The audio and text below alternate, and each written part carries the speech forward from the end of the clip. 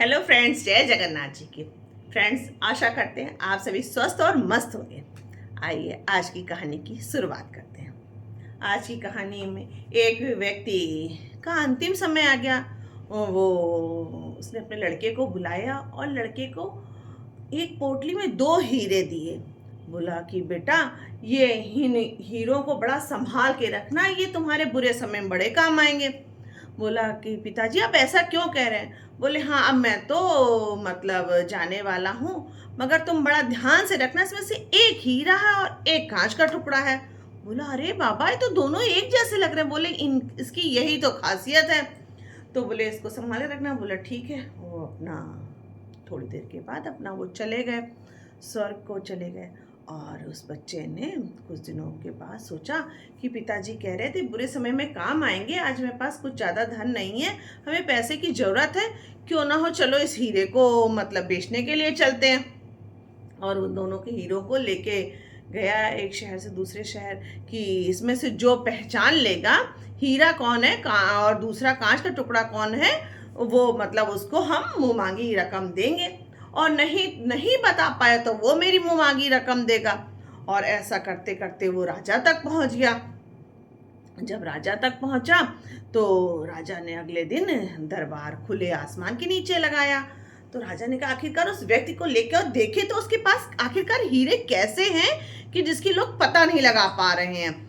और उसको पेश किया गया। उसने एक प्लेट में दोनों ही हीरों के टुकड़ों को रखा। पूरी सभा बैठी थी, सभा आके देखते, मगर दोनों की दोनों एक जैसे हीरे के टुकड़े लग रहे थे। कोई नहीं पहचान पा रहा था आखिरकार इसमें हीरा कौन सा है और कांच का टुकड़ा कौन सा है। बहुत देर होती चली गई। उसमें से वहाँ पे एक अंधा व्यक्ति था। उसने कहा कि महाराज महाराज, क्या मैं मुझको भी एक मौका मिल सकता है, क्या मैं भी को मैं परख सकता हूँ, देख सकता हूँ। तो सारे लोग, महाराज ने तो कुछ नहीं बोला, सारे लोग हंसने लगे कि यार जिनकी आंखें हैं वो तो इस हीरे के बारे में बता नहीं पा रहे हैं, और ये अंधा है, देख नहीं सकता है, और ये कैसे बताएगा हीरा कौन सा है कांच कौन सा है। तो मगर राजा को तो सबको न्याय देते थे। उन्होंने कहा नहीं नहीं, इसको भी मौका दिया जाए। और वो राजा के सामने व्यक्ति भी पकड़ के लाया गया।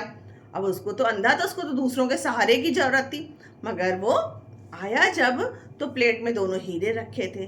तो बोला मैं महाराज, मैं इनको छूना चाहता हूँ, तो क्योंकि मैं अंधा हूँ, मैं बिना छुए कैसे किसी चीज़ को बता सकता हूँ। महाराज ने कहा तुमको मौका दिया जाता है। और उसने उन दोनों हीरों को स्पर्श किया और थोड़ी देर बाद कह दिया महाराज, ये वाला असली हीरा है और ये वाला कांच का टुकड़ा है। महाराज दंग रह गए। महाराज ने कहा अरे, इसने तुरंत ही छू के बता दिया कि कौन सा हीरा है कौन सा कांच का टुकड़ा, और सारे लोग नहीं बता पा रहे। जो वो व्यापारी का लड़का था वो भी बड़ा आश्चर्य में रह गया कि इस व्यक्ति को आखिरकार पता कैसे चल गया, ये तो अंधा, और इसने तुरंत ही कैसे जवाब दे दिया। महाराज ने कहा कि हम तुमसे जानना चाहते, तुमने कौन सी तरकीब लगाई कि तुरंत ही तुमने जवाब बता दिया। बोला महाराज, जो गर्मी पड़ रही ना, उसकी वजह से कांच गर्म हो गया है, और मुझको ये पता चल गया ये कांच है और ये हीरा है। बोले अच्छा, इस वजह से। बोले हाँ, मैंने इस वजह से आपको तुरंत बता दिया। महाराज, जो असली लोग होते हैं, गुणों से भरे हुए होते हैं, वो जरा सी गर्मी में आके गर्म नहीं हो जाते। उसी तरीके से ये हीरा है, हीरा थोड़ी सी गर्मी पाकर धूप की ये गर्म नहीं हुआ, और कांच जो खोखला है वो तुरंत ही गर्म हो गया। इसी वजह से मैं आपको बता पाया कि कांच कौन है हीरा कौन है। और महाराज बड़े उसके जवाब से खुश हो गए। उसको बहुत सारी मोहरें उपहार में देके सभा में सम्मानित किया। जैसे उसको सम्मान मिला समझदारी का उत्तर देकर, वैसे ही हम सबको भी सम्मान मिले। बोलो फ्रेंड्स, जय जगन्नाथ जी की।